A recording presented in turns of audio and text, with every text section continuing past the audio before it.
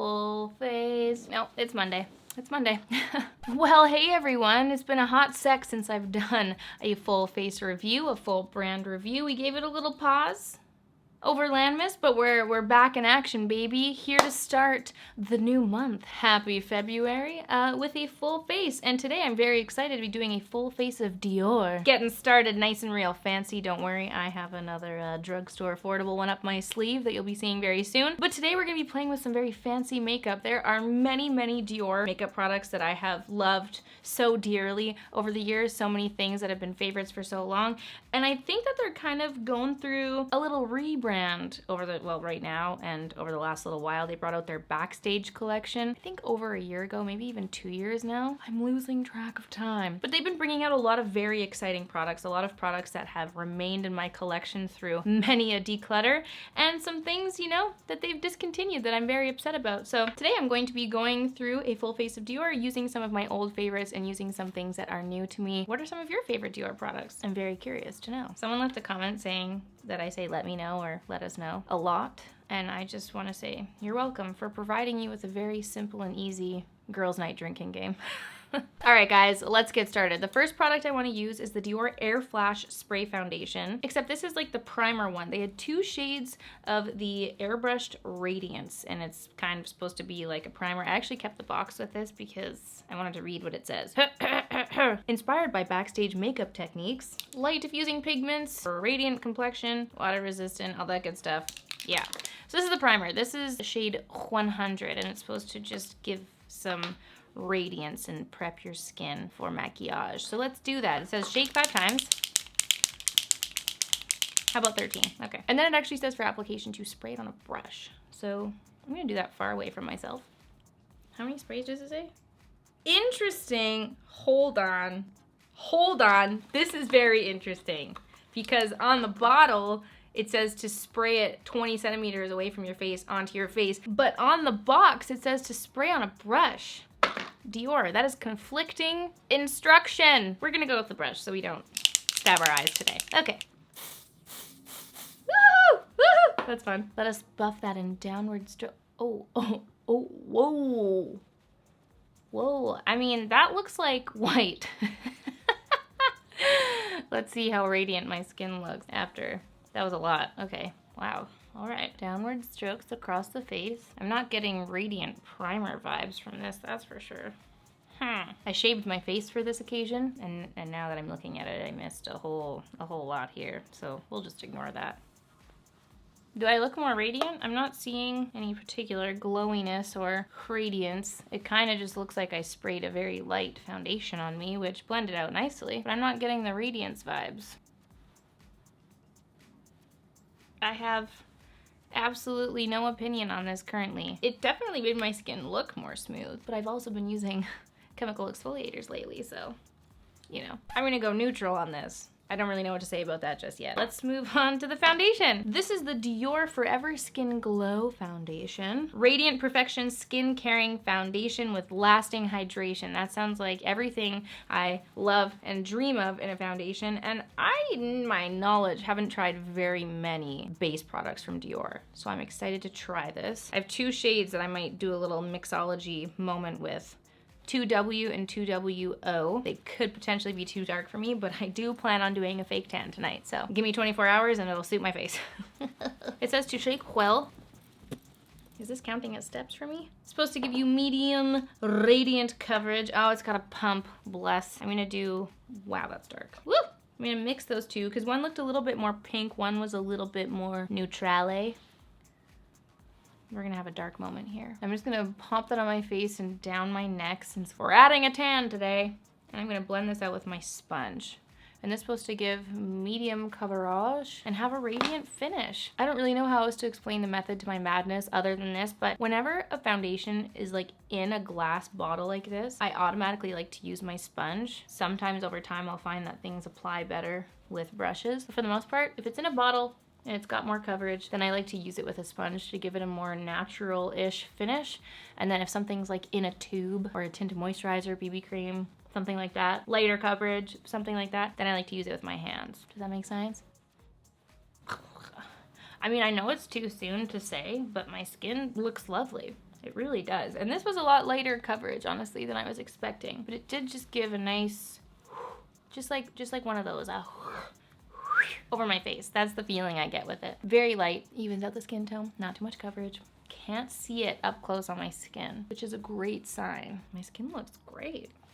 I read the reviews on Sephora and someone said that it reminded them of the Giorgio Armani Luminous Silk Foundation, but with a better shade range. I'm a big fan of the Giorgio Armani Luminous Silk Foundation. It gives just a very natural skin-like finish, and I'm definitely getting that vibe from this. It looks like my skin. It's not too heavy. Sorry, it's not heavy at all. It just has an all-around beautifying moment here. I like what I see so far. Let's move on to concealer. Apparently this is a new concealer, the Dior Forever Skin Correct. And this is supposed to be one of those concealers that just does it all. It's for under eyes, dark circles, blemishes, evening out the skin tone, all that good stuff. And apparently it's full coverage. So I have two shades once again, 1N and 2N. I'm going to put a little bit all over. Really nice packaging. Very, very regal, very classic Dior. And a really big doe foot applicator, kind of like the Too Faced Born This Way concealer. That's the vibe I'm getting with this.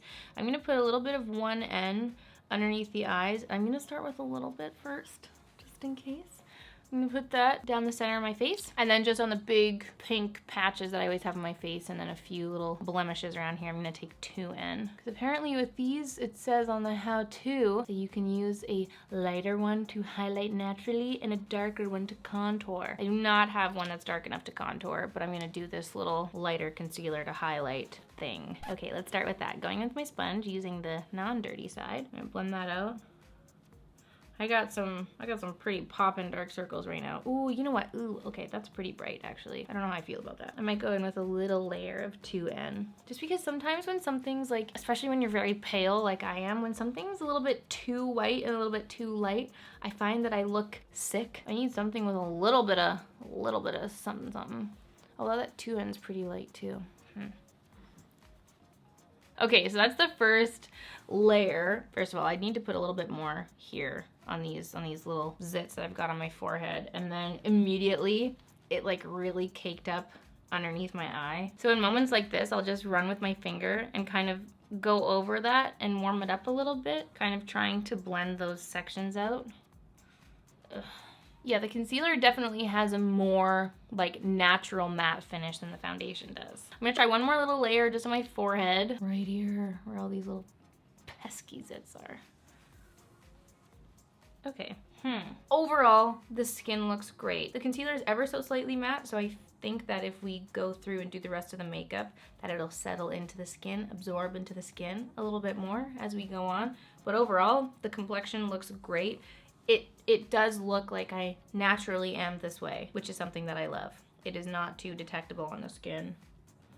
And I mean, I'm getting some wrinkles under my eyes, guys. Like, it's just a little bit too drying. Like, I probably wouldn't use this under my eyes again, but for an all over the face concealer, looks pretty nice so far. Let's give it some time. We'll see how it settles in. Let's move on to the face products. Some of these products I've had in my collection for a long time, the Dior Backstage palettes, the contour and the highlighting one. When they first came out, I was pretty excited about the contour palette. I like the shade moments that are in here. I wasn't too fond of the highlighting palette, mainly because these aren't meant for the everyday consumer. You know, when you're buying these palettes, there's always gonna be a shade that is not going to suit your skin tone, which is a lot of these. So in terms of like yourself, personal use, it's not the best product, and I do wish that they had brought some of these out individually, like some of these contour shades, but for a makeup artist and someone who's doing multiple skin tones, these are amazing. Very, very compact, sleek palettes, really beautiful shade range in here. So like in this palette, I'd probably only be getting use out of this contour here, and in this highlight palette, same with this moment. So I actually went and picked up the highlighter because I used this video as an excuse to buy something I'd wanted for a really long time.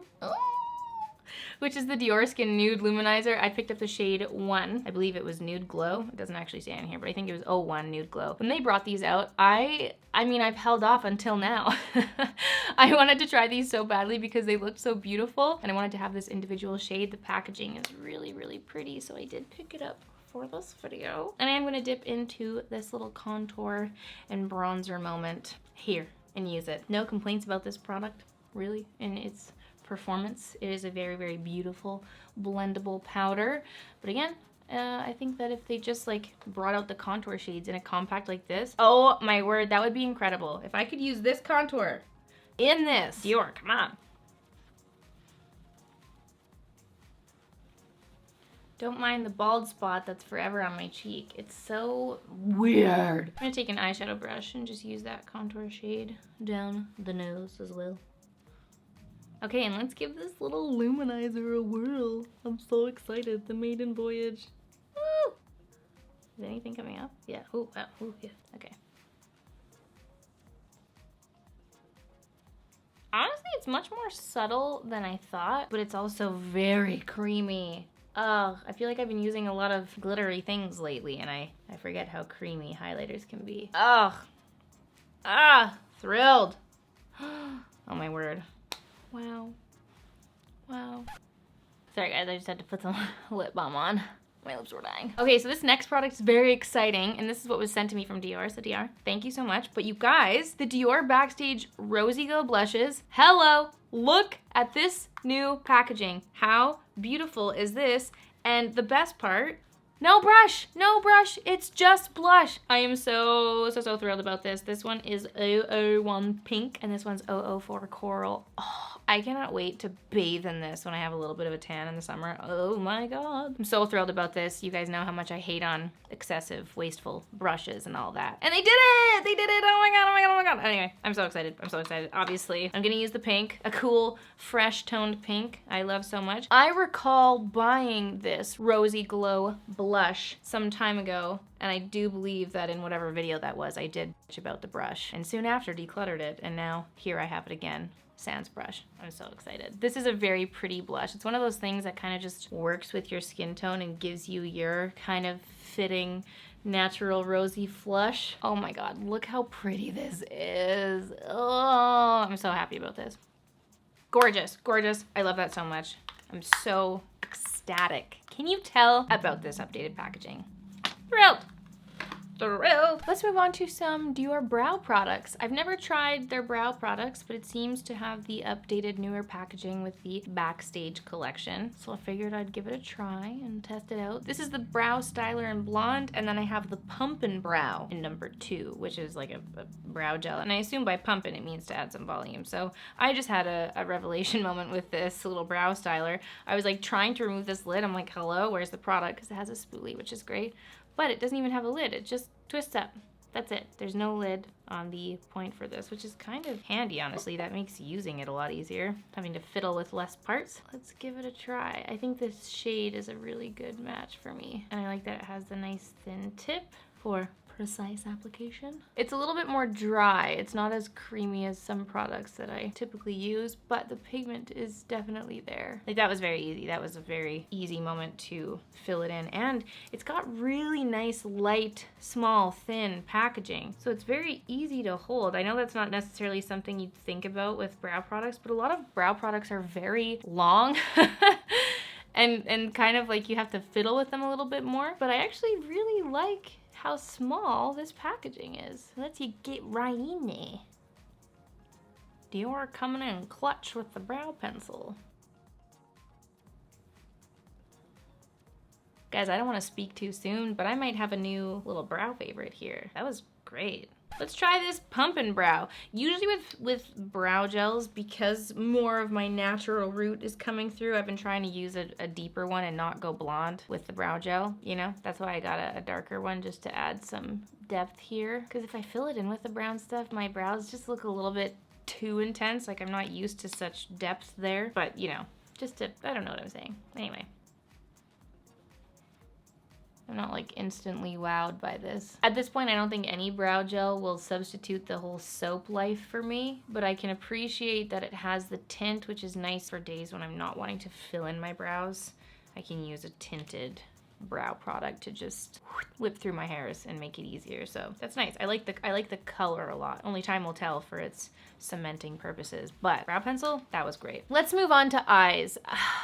Dior eye products, in my humble opinion, besides the shade range, if you will, which I'll get into in a second. I'm gonna say like the top, if not one of the top formulas in the world. And that was definitely dug in deep by Lisa Eldridge many a year ago. She mentioned in a video once about the actual formula of Dior eyeshadows, and she said something, like I can't quote this because I have the brain of a fish, but she said something about the actual creation of Dior eyeshadows being a lot more special than some others, that they remain in there's something in the creation of the Dior eyeshadows that keeps them in a very buttery state. And I remember her talking about this in a video and me being like, wow, okay, I get it, it makes sense, because Dior eyeshadows are so creamy and so buttery, and they're just beautiful. So these are their 5 Couleurs palettes. I have this one in the shade 647 Undress. I have this one. Oh, I believe this was a limited collection a couple years ago for Christmas. This is 677 Hypnotize, one of my favorites. I keep it in my collection and just stare at it. I never use it, but I love it so much. And then I have this one in the 627 Embrace, which just has beautiful, beautiful colors in there. So I love these. I love these palettes so much. Again, I wish they would just make them without the brushes, because you're just wasting packaging there that could otherwise be non-existent, or just have more eyeshadow in there. But then Dior came out with their Backstage palettes, which are some of my most favorite palettes ever to have existed. The shade 001 Warm Neutrals is one of my most used palettes. Like, I have dug in deep to this warm shadow here. I've used this palette so much, and I've actually traveled a lot with it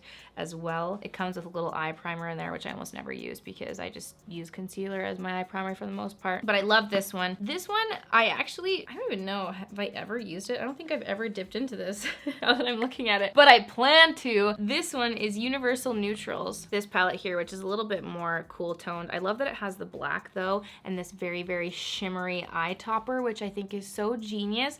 And then this little product here is supposed to be like shadow to gel liner. So you can take any of these, mix it in there, and create a liner. So it's kind of like an all-in-one palette, and I do think it's beautiful. The black shadow is the only matte one in here, which is actually why I don't use it very much, because these are all shimmery shadows, and I think like this paired with this one would kind of complete my shadow dreams. I love them. They're really, really beautiful. And then there's this one as well, which is 003 Amber Neutrals, which again, no, I've used this a couple times. I've dipped into a few of the browns, but just these Backstage palettes, they have a few more shades too. They are so beautiful, and I think it is one of the more brilliant products that Dior has come out with. I love their shadows. And then this one, R.I.P.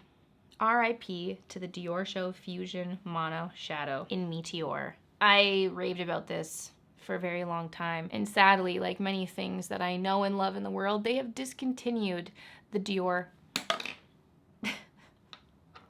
There we go. Let's just put that back in there, pretend that didn't happen. Dior Meteor, man. Yeah, they've discontinued their Fusion Mono Shadows. I have no idea why on earth they would do that. It is such a beautiful, beautiful, buttery, stunning, shimmering, splendid eyeshadow, and unfortunately, as many of you have messaged me, they actually still have these on the display. It is a discontinued product. You can't buy this anymore, but from what I've been told by a sales representative at Dior, that they've actually just kept it on the display shelves until they fully sell out of all the shades, and I don't know what they're gonna do next. I don't know if they're reformulating it. I don't know if something of a similar nature is going to be coming out, but until then, if you can get your hands on Meteor, it's one of the most stunning, golden, beautiful, shimmery eyeshadow toppers in the world, and I will never get rid of this. Even though it's falling all over me and it pops out of the packaging, I will hold on to this until my dying breath. And I also wanted to mention, I picked up their on stage liners. I picked up 2 fun colors. I got the pink and the blue. Sorry, pearly turquoise. Because you guys know I'm not gonna do anything crazy with the eyeshadow, so I thought it'd be fun to kind of do a little liner moment. I'm feeling some blue. I might try a little blue eyeliner, but we'll get there. Other than that, I've used these palettes many a times on my channel. I love them a lot. I travel with them a lot, etc, etc. So let's just dip in here. I'm gonna do a little bit of something in the crease. Nothing too crazy. And just run a little something on the lower lash line as well. And then I'm just gonna take a little bit of this shimmer. It's a very, very light, like I'd considered an inner corner highlight, just this champagne color. And I'm just gonna run that all over the lid, like in the inner corner, and just run it all over the lid as well. Okay, as always when it comes to liner, I'm terrified to try this, but we're gonna do it for science. Pearly turquoise, guys. I feel like the turquoise will look cool with the very cool toned pink. Or maybe it would have been better suited to a very bronzy look. I don't know. I'm gonna try it. Okay.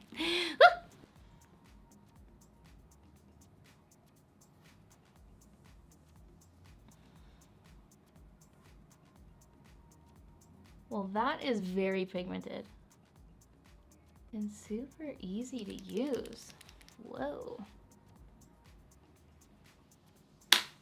Would you look at that? A blue wing. Ooh, that's fun. This is fun. Isn't this fun? I need to thicken up this side. It doesn't match. Wow.